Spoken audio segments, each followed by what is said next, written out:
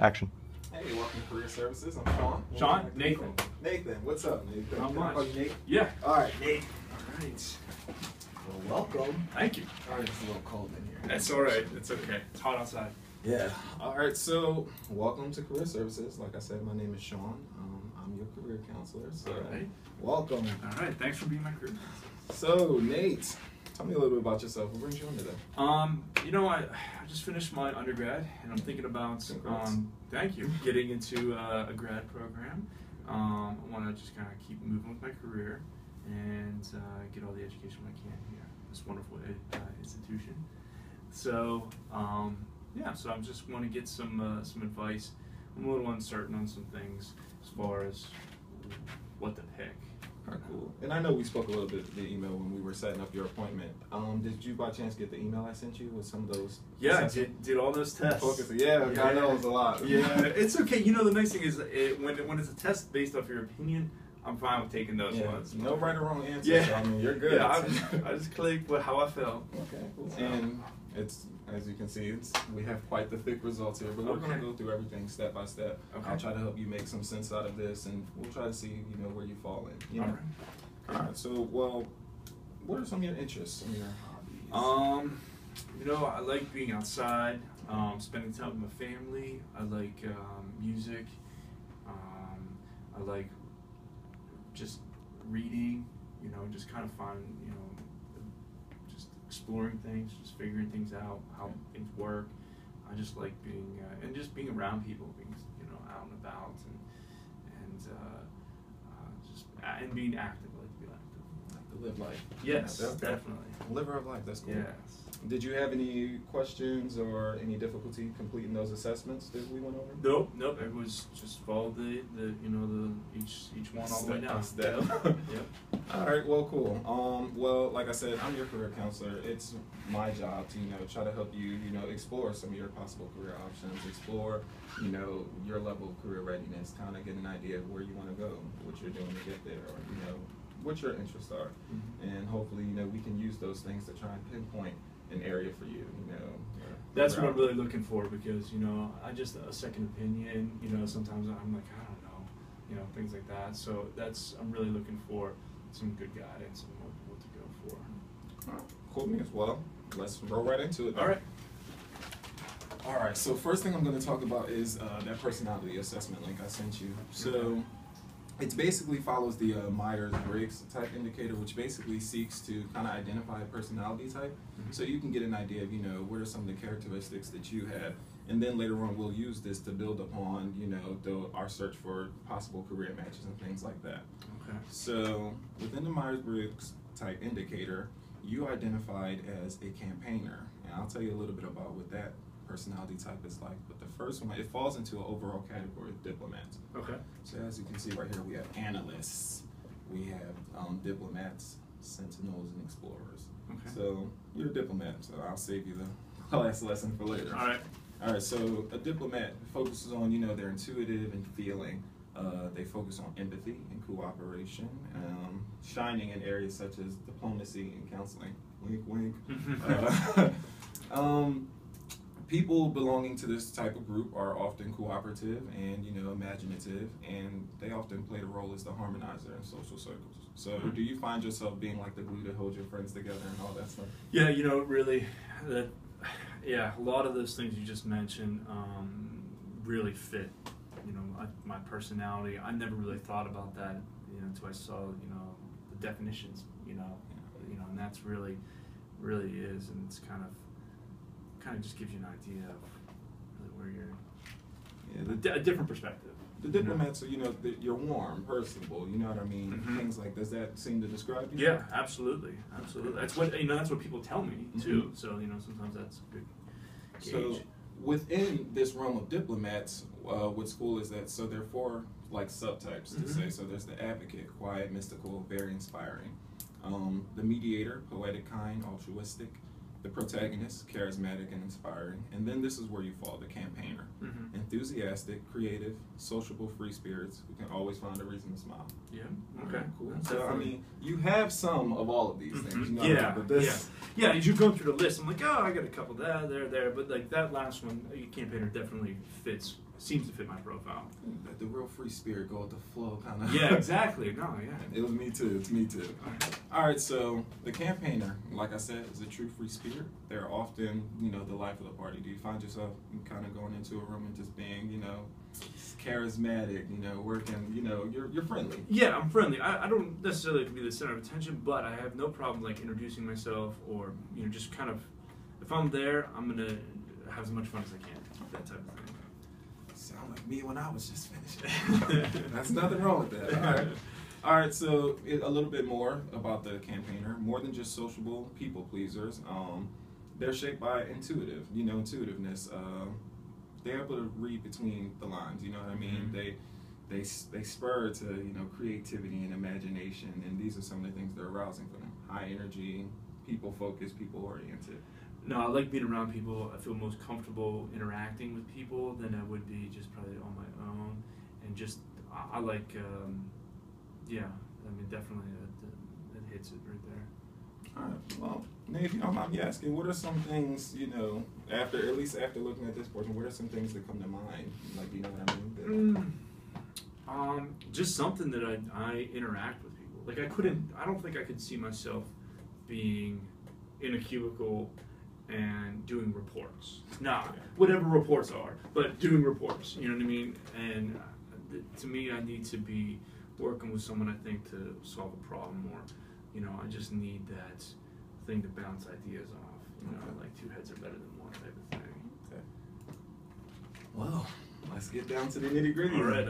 All right, so here is where you took all these, the core learning assessments. This is what we call the focus assessment, and it's a database used by career services that tries to pinpoint what are your strengths, and I'll say affinities. So your academic strengths, whatever your work interest areas are, personality type, stuff like that, and we build upon these different blocks to try and pinpoint what are some possible career choices for you, and then it takes it a step further by saying what should you do to get ready for that. Okay, so basically it's like my personality and then matching it up, and then going through the whole process. Yes, and it falls in line with this. I had to get theoretical for you. That's Howland right. Howland and Super's career inventories. Specifically, this one we're about to look at, and a few of them is going to be Howland's personality environment fit. So it's not just made up by somebody at Cal U. I can tell you, I made it. So no, it's but it is legit. It is. It's too legit to quit. All right. All right. So the first area of assessment we went through kind of highlighted your academic strengths and weaknesses. So I see here that you excel in physical education, fit, outdoorsy, I'm guessing. Yeah, and that's what my undergrad was in. Okay, cool. All right, you do pretty well in the arts, both fine and performing. Business, computers, English, music, social science, and social studies. Oh, you're a jack of all trades. Okay. Well, yeah, but I definitely have an interest in those ones. And it says, you do okay in the language arts and physical sciences, and you indicate that you get by with help in foreign languages, math, and you have trouble in biology and environmental sciences. Yeah. Okay. Definitely math. I probably should have put math a little higher on that. I can do math. It's just the motivation of wanting to do it. That's kind of. You're already a step above me. I hate math. Yeah. It's not my strong point, but I mean, it's important to recognize that this just kind of illustrates what your strengths and preferences are in the realm of academia. They in no way, will heavily impede you for what you want to go on to do. So cool. Don't let these hold you back or That's start a good way you to put it.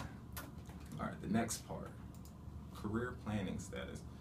Okay, so basically what this tried to basically take an inventory of where you are with your career, your level of career planning. So you scored pretty high on all of them.